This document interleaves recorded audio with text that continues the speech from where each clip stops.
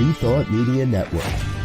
We are a global broadcast network of positive music, media, and entertainment, inspiring humanity's evolution along the journey of enlightenment and creating a world of love, peace, empowerment, and prosperity for all.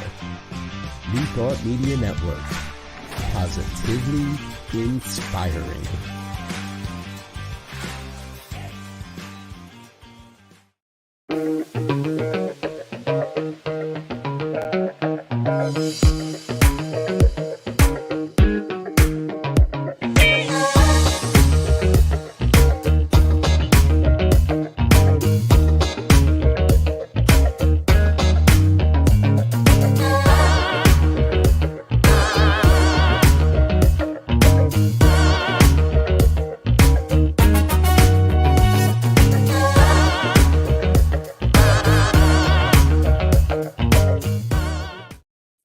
And hello again, dear ones. Rev Robert with you over here.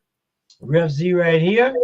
And this is New Thought today for May 28th, 2024. Thank you so much for being with us. We appreciate you checking out what we do here. This is that opportunity we take each week to take a deeper dive, take a deeper look, maybe sometimes take a little outside perspective even on what it is we do in this philosophy called New Thought. And explore the various aspects of it. So glad you're with me today, Z. It's a beautiful day here in Colorado, that's for sure. Yes, it is. Had a great weekend, and it does the heart good. I worked outside in the yard most of the weekend, and just did, as my friend said, I did some Zen work, pulling weeds. So it was a serious meditative Zen kind of moment. And it was great. It was great. Yeah. I find if you just let the weeds take over the whole backyard, it becomes much easier.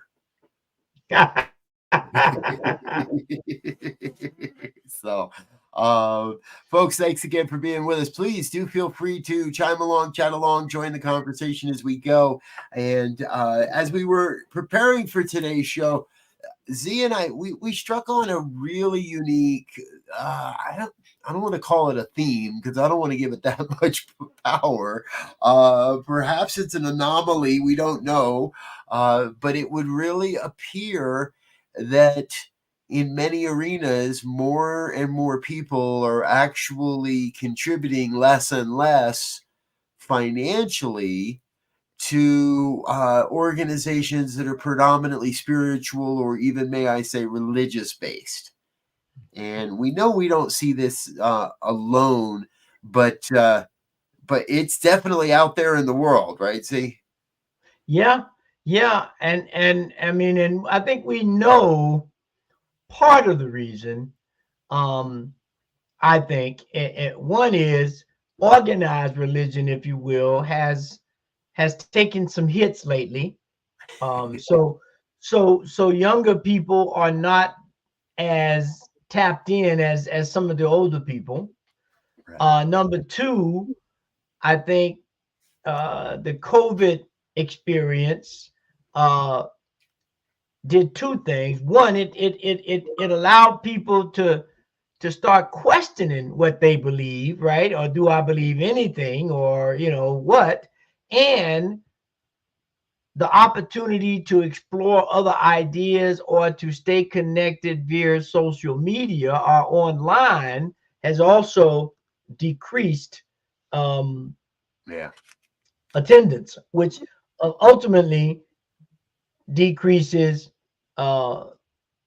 donations, tithes, giving. I mean, pick the word that people feel comfortable with, Yeah, exactly. And so, and here's the thing, folks, like, we're not bemoaning this. We're not trying to say, oh, this is terrible, this is going to be the downfall of everything. And we're not make silly questions like, why aren't they giving? It's none of that. It's an honest introspection of how is it we are delivering this message. To those that have studied New Thought, from my experience, it's no secret that it changes people's lives, that there's a technology here, that there are practices and principles here we can use. And it just seems like a lot of people don't feel like they have to come to church on Sunday to prove that or to utilize what it is we teach. And so, again, for me, what are the emerging models that don't rely on classrooms and Sunday church pews? Yeah, and it's I think it's particularly interesting for small centers and churches because there's a lot of models that people are publishing now about how to grow the church, how to get people back to the church, and a lot of the ideas are I say they're decent ideas, but it takes people. And if you're already small and you're trying to get people, you got you burn them out, then you got nobody. And so things like welcoming teams, which people have always had welcoming teams, and soliciting feedback. Yeah, well, sometimes people, that works and they don't, because they don't want to burn bridges or upset anybody by speaking their mind. And some of the things, or a lot of the things I've seen, most people are trying to do social media, keeping people informed with a newsletter or blog, those guys trying to get involved in the community, but it doesn't seem to be generating um, the groundswell, if you will, that's needed. Yeah. To me, it's always comes back to the engagement piece. And I know that when I was super active and going to church every week and there every Sunday, there was always a way to stay engaged. And with the shift to a more virtual audience, there are always more opportunities to stay engaged with something else. Mm-hmm. We really don't have the captive audience, I think, that many people think we do anymore. It's we were talking about this even today. Talk times need to get shorter. Talks, especially in the video realm, it's real easy for people to click into somewhere else. It takes a special, I think, kind of commitment in today's market to stick it out with a spiritual talk or spiritual broadcast, if you will, because if I don't know you, it doesn't take long for somebody that I do know to kind of show up and say, hey, what are you doing watching that guy? Come watch me. You know me. And there's a lot of that distraction that happens in what we do, in what we're doing. And the other challenge is everything. Well, I won't say everything. A lot of things that are now presented are done in sound bites, right? So, to do a presentation with substance, right, of some sort, you need at least 15 minutes, I believe, so that you have something to walk away with, other than a nice quick saying or some catchy phrase. But are there any tools? Are there any practices? Anything for you to bounce that idea against to validate it? And I think in some ways, as you're saying this, I'm being struck. The one of the bigger pictures I see is the longer form content is still valuable, because yes, I cannot teach you how to understand the visioning process in 1 minute sound bites. But I got to give you like 1,000 1 minute sound bites before people say, I'm going to give this guy an hour of my time. Like, you have to see, and I think this is what I'm kind of calling, right, that the TikTok effect of all of this. The people that are doing the best on TikTok have found a formula that changes a little based on the way TikTok changes, but they have found a formula that makes it almost impossible for TikTok to not share what they're doing. And they're getting hundreds and hundreds and hundreds of thousands of impressions. And after a whole ton of those, you might just click the link to learn more or find something. And eventually, if I'm doing the work right, I'm leading you down a path to where you are ready to take a class, or ready to invest an hour of your time, or ready to show up for something different. Perhaps leading with, hey, we got this 10-week, 3-hour, 30 class, 30 hours. You want me to like pay you for 30 hours? I don't know you. I barely understand who you are, and you want me to pay for a 30-hour class. We've got to be able to lead with what the people want. Yeah. And you know, the value of money, if you will, or the value of me giving, the value that I receive for giving my resources, whatever kind of resources, time, whatever, is very valuable now, given the economic environment. And we know that it can that the divine is always in the middle and always ready to respond. It's like if you're trying to start a fire from scratch, we got to have the right flint to get the spark. And that's what I think everyone's looking for. We know fire is always ready to be made. Yeah. The thing is, do you have the right flint or the right spark to get it started? And do you have the right kindling for it to grow?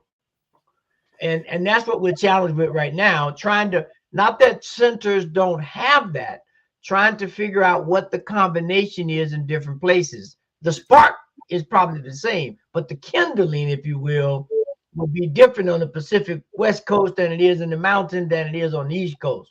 Yeah. I'm forgetting the whole quote, but it ends with, and for the second time, man will have discovered fire. Mm-hmm. And it's kind of like, that's sort of where we are. Yeah. We're in that moment where the collective consciousness is trying to figure out, how do we create fire with the kindling we've got, knowing the spark is always available to us. And dang it, I want to find I want to be part of creating that spark. I want to be part of tending that kindling, so that we can build something that really, in that it never changes. Share the message.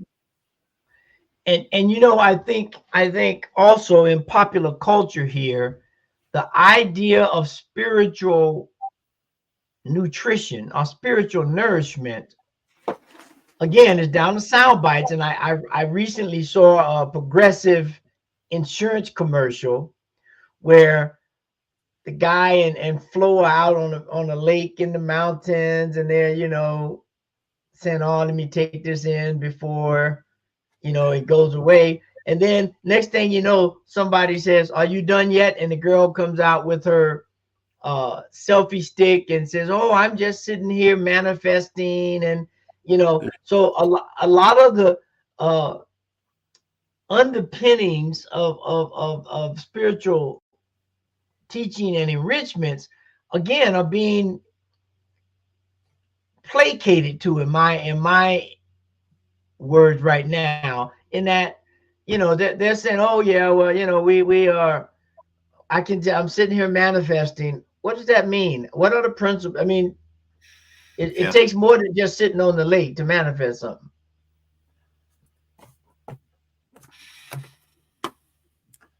So what if we provide, all right, folks, now here's the point. If you're watching, even at another time, feel free to chime in and join the conversation, because we really are in many ways allowing the divine to reveal itself in unique ways. What if we provide people with an avenue by which to evaluate spiritual community?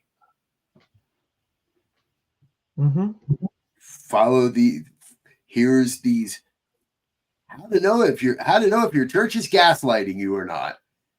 Right. Top 3 ways you know a spiritual community is not a cult. Top 5 ways to get into the meditation pose. 25 top whatever, and find a way to help create a path by which others can evaluate the information and the communities that are available to them. And of course, at the end, there's going to be something that says, if you like this stuff, give me a like and come check out what we're doing.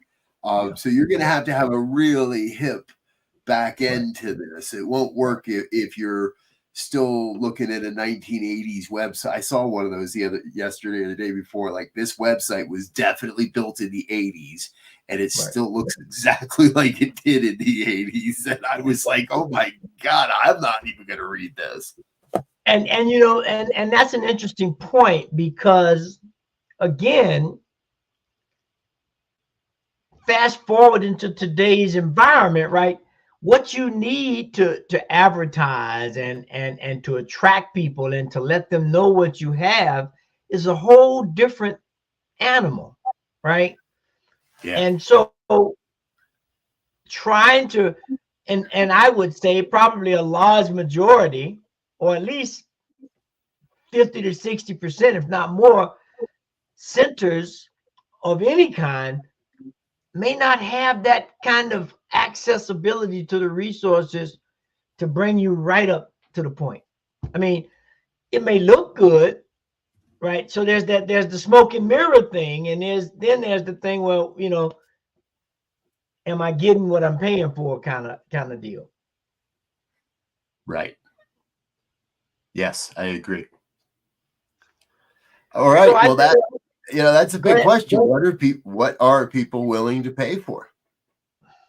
I don't want to bring church and spirituality down to a crass level of it's all just exchanging dollars for time or dollars for information, because it's not that. Right? Mm-hmm. None of us got into this business. None of us get into this practice to get to be a new Elon Musk or have $1 million in the bank or be a silent billionaire or any of that. Everybody I've ever met in this movement has gotten into this because it gave them something. It gave them life. It gave them a way out. It gave them a way in. It gave them an opportunity to step more fully into these principles and practices.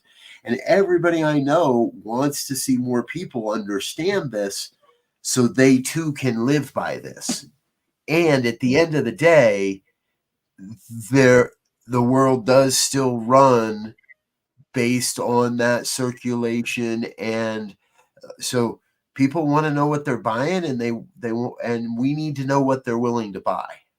Right, what they're looking for. It's like, if I'm over here selling, candlelight, to way to light your house, and everybody said, well, no, we want flashlights. Well, I'm not going to do that well if they're looking for flashlights and I'm selling candles. I'll get a couple of diehard candle people, but we're not going to light up a whole lot, right? And so there has to be a two-way street. There has to be a conversation of what people are looking for in a spiritual enrichment, right? Because if I'm offering something that doesn't serve you, right, I could have the capacity to get the flashlights, but if no one tells me, look, dude, we don't want no candles, put 1 or 2 of them over there, we might need them, but what we really want is flashlights. Okay, now as a community, as a leader of a spiritual community, I can make the adjustments, because other than that, what I think we find ourselves doing is doing hit and miss kind of approaches to see, it's like going fishing. You take all kind of bait, all kind of tackle to throw in the water to see what the fish are biting today. And some days you catch fish, some days you don't catch fish, right? And so it's better. Just remember, never fish downstream of Bob Dylan. Because it makes more sense, right? If I get to the lake or the river or the stream and I say, "Hey, how you doing? What they biting today? Oh, they biting worms today. All right, I'm gonna get me some worms out there. They biting tackle today. All right, I'm gonna get me some tackle out there." But other than that, it's just I'm trying this for a while and I'm trying that for a while, Right. but it doesn't give you a chance to get a groundswell. And we know that you have to do that, but well, you can only throw spaghetti at the wall for so long. Yeah, you can only keep trying different flies for so long before, as we were talking about earlier in the program, people become tired. People get burnt out. People don't see a return on a return in their investment. If your objective is to catch fish and you're not catching fish, I'm not a fisherman, but I know I've seen it. It can get frustrating. If your intention is to sit out by the side of the river and drink some beers, you may not care about catching fish. Mm-hmm. Our brother Abe is with us and it says some good things. How do we attract rather than promote? Exactly. And does that work? Yes. And I think that it's a both and to me. Mm-hmm. We have to be able to both be in that place that makes us attractive, be professional, make sure we show up on time, do the things we're going to do. And we have to be able to let people know that we've got something different. Mm-hmm. Yeah. And it's, go ahead. I was going to say, it's, I agree with you, right? It's both and, right? Because I can have the greatest whatever that people are clamoring for, but if they don't know I exist or they don't know that I have it, well, right. That's not going to serve either. Exactly. And so again, we kind of come back to, I don't want to say this, but it almost comes down to a choice between younger generations and older. Mm-hmm. Yeah. Do we want to do and use the language and the modalities and the means and the imagery, and do we want a 1980s website? Because there's still people living in the 80s that are still right, or do we want to take that approach of how do we speak to an audience that has a different language than our own? And I think you hit on something there in that I watched the news story this morning talking about driver's license. And it said that, and they just picked Gen Z to show the contrast between, I guess, the millennials of the 80 and the Gen Zs of the now, right? Yep. In that 49 in the 80s, 49% of the young people up to about 24, I think they said, had driver's license. That is now dropped to half. It's about 24% have driver's license, right? So we see just from that alone, right, the way people engage, what they feel is needed or valued or whatever, has shifted 50%. And we need to either recognize value, embrace, and therefore speak to that, or stop pretending that we're trying to attract younger people into our churches and our communities. Like, right, you can't you can't build a fire if all you're doing is pouring water on the kindling. I don't know how we got on a fire thing, folks. Smart. I know part of it. I'm going to be speaking at the Center for Spiritual Living Denver in a couple weeks, a couple Saturdays, and the talk title is Igniting the Flame Within. So I was looking at that earlier today. I'm doing my homework, see. Yes. And I was looking at that earlier today and starting to think about, all right, and so we're igniting the inner fire within. So, but that's part of what it takes, right? Is we're going to use that analogy. We're going to beat that analogy. We're going to embrace that analogy all day long, that some sparks won't light wet wood. Some sparks won't light hardwood. In some ways, the people, we have to be attractive enough that the people coming in the door are willing to invest a little bit of time and effort to explore what we're about. You got to get to know me before you're going to go out on a date with me. Maybe that is what the internet age has taught us, is because in rare instances does an internet date. I don't know. I've never dated off of an app. I've never been on any of those platforms. I'm grateful for it. But you don't know what you're going to always get in those things. And I got to be willing to know more about you before I'm ready to give you a date. And Sunday service is a date. A 10-week class is a big date. Is dating. And I think we got to give people some reasons to say, oh, he might be worth a date. She might be worth a date. They might be worth a date. And find ways to let people in on who we are without being without being so demanding of how to find out who we are. Oh, right. Right. And you know, because ultimately, like you said, I would say very few people go into the ministry, whether that's a rabbi, or imam, or a minister, or a spiritual leader, to get rich, to make money. Now, if you're really good and you got some products and services and stuff, it's possible, but that's not the going in position. The going in position, I would like to believe, is to be of service to people, that you've had an experience, you've touched something, or something has touched you. You've gone through an educational process to allow you to be able to share that in a meaningful way, to hopefully ignite that spark within others, so that we get a groundswell of people looking to create a world that works for all, which is our mantra, right? And so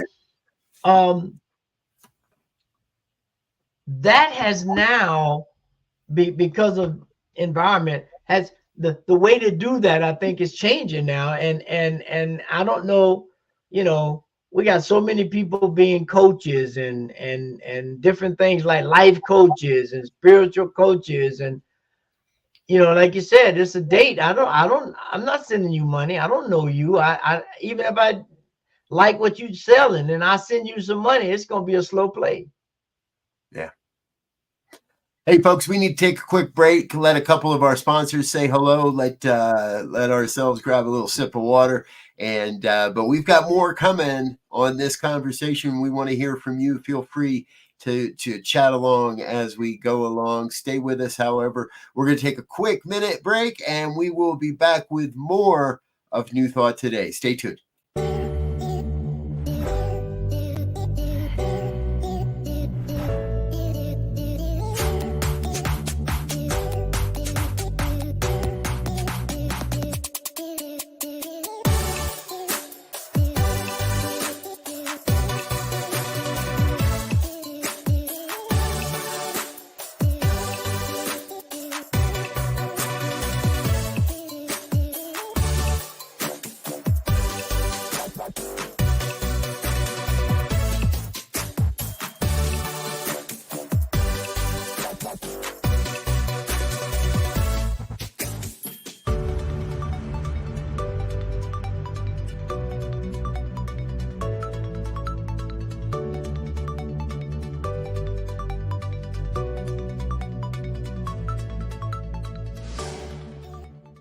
The New Thought Men's community proudly presents New Thought Men's Summit, Foundations, an online conference, September 22nd through 27th. Register today at www.newthoughtmens.community. featuring 22 New Thought speakers, ministers, and visionaries, sharing their wisdom of modern spiritual masculinity. New Thought Men's Community. Empowering wholeness, centered in spiritual living. And we're back with more of New Thought today here on the New Thought Media Network. My co-host Elzia and I have been chatting about the future of New Thought, and Z, I shared that last spot there because I know you're going to be presenting at the New Thought Men's Summit. I'm going to be presenting at the New Thought Men's Summit, and it's a pretty amazing lineup of people that are going to be presenting at this, and wanted to give it an extra shout out. So I'm excited to hear what you're going to be talking about at this one. Yeah, well, my talk is going to be on diversity, from a divine point of view, if you will. That's not the topic. I just thought of that. Boy, that would have been a great topic, though. But it will cover that. It will, what we're talking about right now as we look at this idea of how do we bring people together, regardless of background or anything, that are understanding and seeing the wisdom and the purpose of working together for a common goal, bringing their own individual and unique talents, skills, and perspectives. You know what I'm going to say, to create that world that works for all. Yep. Exactly. So I'm going to be speaking about oneness and wholeness, which I think is a great opportunity. So again, folks, join us for that. Head over NT Community, New Thought Men's Community. I'll get you the email address. I messed this up, but I got to get it right. New Thought Men's .community. There it is. New Thought Men's .community. Check it out, or just get in touch with us here on New Thought Media Network. We'll get you to the right place on that. So, okay. And, I like supporting the men's community because that's one of those places where I see Reverend Amon and his team doing things a little bit differently, looking to think outside the box. And to me, that's kind of the theme of today, of what we've been talking about today, is we've got to be willing to look outside the box of what always was. And I remember when I first got involved in this philosophy 20 years ago, the first class was 15 weeks. And even at that time, it felt like, oh my gosh, that's a lot of sessions. That's a lot of commitment. And now I'm really grateful. I got a great introduction to all of this.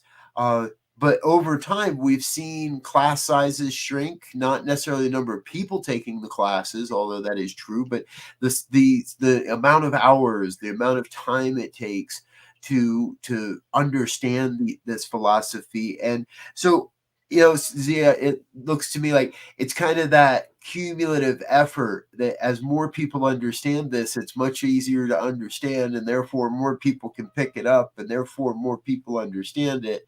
And so I like to keep sight of the fact that we are making progress. We always have been making progress as an organization, as a movement, as a philosophy.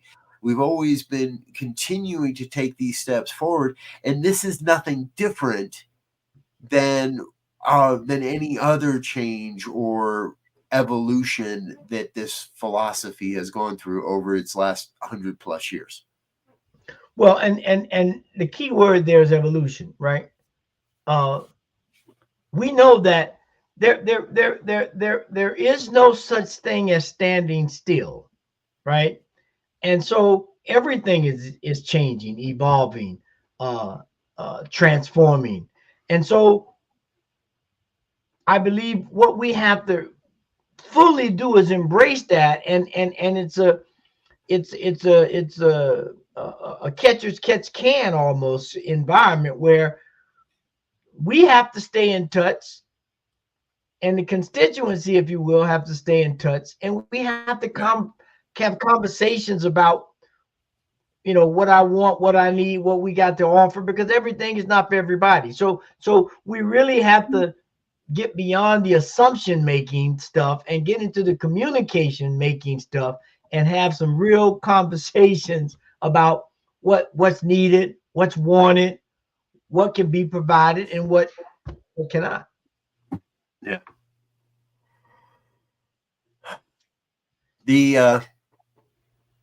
The feeling I get is that it's all cool because our future's so bright, we need shades. And for some, that might just prove how old I am. But it still feels like that. The future is so bright that there is so much opportunity, and I think so much more of an open mind and an open heart to what New Thought shares and what New Thought teaches and how individuals can use that. And so it really is kind of that. I hear this said a lot. We were taught not to proselytize, but maybe it's time we started just a little and see how it works and see how it works. But again, I'm going to keep coming back to the future is in the hands of the younger generations, and we've got to serve and support them. I want to jump back to our buddy Abe. Abe's taking his final exam for practitioner training tonight. Good for you, Abe. Congratulations. We know that's a done deal, and we know that you're going to pass that with flying colors. So on to the next stage and on to the next steps in that regard. And I wonder how different that exam is than when I took it 20 years ago. Yeah. Now I know, and I know that. Well, we were talking about this the other day, right? Comes down to the hustle versus the flow. Yeah. It seems like in the old days, we organizationally, we wanted people to prove they knew how to hustle. But we're moving more and more to wanting to know people know how to flow. Yep. Mara says it in another way. The universe is always in motion. The tables are always turning, and we are served what we gave. Yeah. And you know, I think the teachers and the leaders and the people who are trying to keep the avenues open for spiritual engagement are available. They're ready. They're doing. I mean, you know, none of them are getting rich per se. I mean, there may be one or two people that's got a decent thing. I don't. You know, I do this because I love the teaching and I know what it does. I know most. Again, I want to kind of come back to that real quick because a lot of the people that we work with, I don't think would. It's not that it isn't about the money. It'd be nice. We'd all enjoy it. But it wouldn't change what we're doing. Mm-hmm. It wouldn't change how we're choosing to show up. It might offer some new opportunities. It might open doors. It might make some of our plans and our projects a whole heck of a lot easier. Yes. Don't get me wrong, folks. We'll take your donations Yes. because it makes a difference. But it wouldn't. Not having the money doesn't stop us. Right. Yeah. You said that better than I did. Because we know, you know, the more or better the resources, the more or better the opportunities, the avenues, the whatever are going to be available. It's like getting back to the candle versus the flashlight kind of thing. If I only have a little bit, I can get a candle. If I got a little bit more, I can get a flashlight. And so I can shine light on a bigger area. It will last longer. It's less dangerous, if you will. Just staying with that metaphor. And so I believe that if we believe this teaching, or we believe that there's a spiritual way of living outside of, let's take organized religion out for a minute, because each one of those have their own spiritual spark.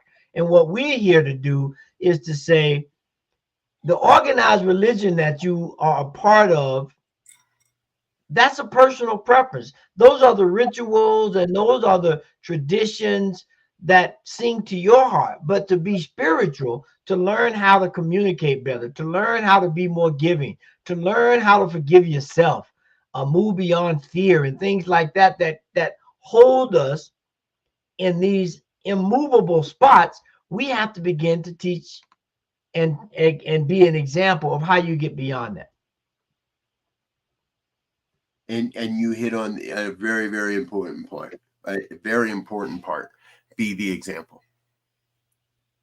I get all those accolades, all those different quotes running through my head when we have conversations like this, and that it is. I forget exactly how Ernest said it, but it was to the point of give me 1,000 people that really understand this, that are really living this philosophy, and we can accomplish anything. And I think we've even got to the point where it wouldn't necessarily take 1,000 people in today's world, but people have to be one. And here we go. Going to circle back to our original question. It's only been 41 minutes, folks. We're on time. Because we started this conversation with that point of where the numbers are going in as far as giving is concerned, and how do we financially maintain a community that happens. And I think it comes back to, we have to cultivate people that are committed to this spiritual practice, spiritually committed to this organization, to whatever organization. And I've been saying this for a long time. It's not give where you are fed. That is totally transactional. Because if I stop feeding you, you're going to stop giving. And it shouldn't be, you've said it this way, Z, it's the difference between motivation and inspiration. Yeah. We have to give where we are spiritually committed to seeing the good work that is done continue. Yeah. And so I don't want 1,000 people who understand this. I want 1,000 people that are committed to taking this spiritual message out into the world. And I believe that if we do that, there really is nothing that can get in our way. You know, you brought up, I'm reading this book now by a gentleman named Greg Harden. And he was on the athletic staff at the University of Michigan, and has been a personal coach for Tom Brady, Charles Woodson, Michael Phelps, Desmond Howard. And the name of the book is Staying Sane in an Insane World: How to Control the Controllables and Thrive. Now, what made me think about that was, one of the things that he brings up is, you have to become an expert on yourself. You have to know what inspires you, what motivates you, what's going to give you the ability to have the stick-to-itiveness to accomplish something. And he has a great story, and some of you may know that story, about Tom Brady when he came there from California. He was on the bench for the first 2 years. He went to this guy, and the guy says, yeah, you're not getting any. He had lost some weight, and he said, yeah, given where you are now, that's not a plus. But the biggest thing is, you don't believe in yourself. You're telling people how great you are, but you're not doing the things, you're not doing the commitments and giving off the energy that says you got what it takes. And from that moment, the flip of the switch happened, and the rest is history. Yeah.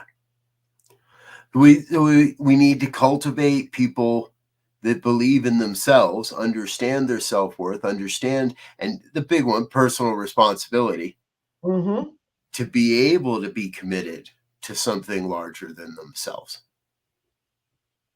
Yeah. I want to acknowledge Mara. What something she's saying here, right? And it's the end. The job title was being of service. No matter what she's done, social work, recreation, right? No matter, and that's true for all of us. Yeah. we all have a ministry of some point, I believe, within us. Some choose not to embrace that. Some choose to ignore that. And honestly, I think those are the things that lead to depression and lead to anxiety and lead to a lot more, is when we're not embracing our true calling to be in service of some way. And again, it doesn't mean that you can't earn money. These are not mutually exclusive ideas. You do not have to be a pauper to be a minister, to have a ministry, to be of service, to be supporting. I like what Abe says too. It comes down to the personal responsibility of each of us to create the world that works for everyone and everything. Mm-hmm. We are creating a world that works for all of life. And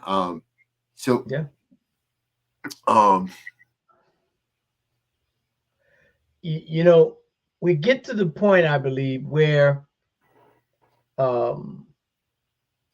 service, as was said, is the thing. How many people do you know, and it may be you, that have been around for a while and go to a fast food restaurant or to a grocery store and use and because of, you know, self-service and things like that, the idea of service is somewhat lacking, right? They don't smile a lot of the times. They, you know, there's a lot going on, and I know people got a lot on their mind, but you know, the old adage, you catch more bees with honey than with vinegar. And so that attitude of gratitude of providing service to someone is very much in need of rekindling, I think. Right. Yes. Amen. Back on the fire. There we go. Yeah, we got off the fire metaphor for a moment there, but Elzia just said the magic word of the day. Did you know that we were talking about kindling today, folks? So, well, you know, we're energy beings, so we're fire whether we want to believe it or not, right? That was another meeting I had today, and I was talking with a woman, and she said, "Okay, I need to know your sign." I said, "I'm a Sagittarius." She goes, "Good, because we're all Leos, so you'll be able to work with us other fire signers." I was like, "Yeah, okay, I'm with you. I'll embrace what we got." So a whole lot of fire happening today. But hey, you know, perhaps, and I have to believe that that's good, right? I don't feel that the answer has to come through me. I don't feel the answer has to come through you. But what I'm clear about is a way is being made. That there is a way revealing itself for independent solo spiritual entrepreneurs, growing and blossoming communities, perhaps communities that have made a conscious decision they don't want to grow and want to remain at a specific size or have a base load of what they do and who they're working with. All of that is good. And what I believe is we're being shown a way, if we ask the question, if we look for it, on how to embrace the newest ways, the ways that will reach those that have probably never heard of us and probably wouldn't ever hear of something like New Thought, but can hear the word personal empowerment, or can hear the words of having the life you truly desire, or whatever it might be. Yeah. And you know, at the end of the day, I think we got to be in it to win it, right? If we're in it to be cool, to fit in, to all these other things, that's great. But if we want to win, we got to be in it to win it. And that's one of the things this gentleman brings out in the book, is that you got to give your whole self. You got to give yourself mentally, physically, and spiritually if you're going to make things happen, right? Because we don't live in a one-dimensional world. Right. Yep. Hey, folks, we're going to take another quick break and say thank you to some of our organizational sponsors and individual donors. However, we've got more coming, including our final thoughts. So please don't go away. Stay with us. We'll be right back with more on New Thought Today. Stay tuned. Please help us say thank you to our organizational sponsors, including the Hefferland Foundation, Affiliated New Thought Network, International New Thought Alliance, Science of Mind Archives and Library Foundation, Center for Spiritual Living Denver, Center for Spiritual Living Midtown, New Thought Philadelphia, Planned Happiness Institute, Summit Center for Spiritual Living, One Heart Retreats, Center for Spiritual Living on the Lake, Unity Kitchener, Unity Spiritual Center Ottawa, Om Center for Spiritual Living, Satya Center, Begin Within Ministries, Center for Spiritual Living North Jersey, Unity of Savannah, and the Center for Spiritual Living Seattle, as well as all of our individual donors. Thank you for being part of the New Thought Media Network. Please like, share, and subscribe. New Thought Media Network, positively inspiring. And we're back with more of New Thought Today on the New Thought Media Network. Thank you to all of our organizational sponsors and individual donors. If you'd like to become one of those, please head over to our website, ntmedia.org, click on the donate button, and follow the prompts. We'd be happy to recognize you in the next version of our thank you video, which will be coming out sometime here soon. We've got some new people to add to that video. So, all right, Z, we might have overshot the landing a little bit because it sounds like you were already into your final thoughts for the week before we took the break. But I think you've got some important things to share. So how about sharing it again, and we'll give you a second run at your final thoughts this week. Yeah. You know, it's the thing is, I'm gonna try and say it a different way. There's that old adage, if it's going to be, it's up to me, right? Meaning I have to take my responsibility, as someone said.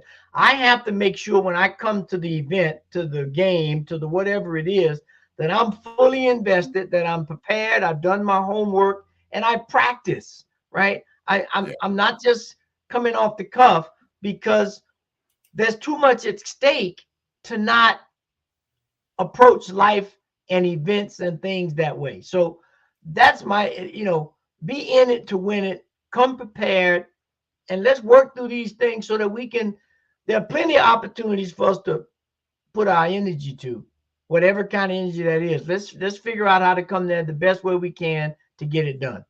Yeah. For me, it comes back to, I'm in love with how the collective consciousness has all the answers to all the questions. And you have heard me say this, and if you listen, you'll hear me saying it a lot more. The quality of our lives is directly proportional to the quality of our questions. As we ask powerful questions, we receive more powerful visions, we receive more powerful direction, and we receive the information necessary to make more impactful change in our lives and in our organizations, in the places we serve, in the places we give, in the ways we show up, in all of the various aspects we've been talking about today. So for me, it comes back to trusting in that collective consciousness to point us in the direction, organizationally, to point us in the direction, individually, to point us in the direction of how we can best serve on this planet. Big part of what New Thought Media Network's about, and we want to invite you to join us in that. If you like what you hear here, like what you see here, please feel free to reach out and get in touch. Perhaps there's something you'd like to create, some way that you'd like to be a part of what we're doing. You can send an email info@ntmedia.org, and we'll be sure it gets to the right people. Perfect. All right, Z. Well, thank you so much for being with us, my brother. I always love our conversations. They uplift, they inspire, and sometimes they make me jump into something I shouldn't, into a big project I shouldn't, but I always love them. So thanks for being here. Hey, and my pleasure. Let's get it done. Let's get it done. Until next week, folks, we wish you peace and richest blessings. Bye now.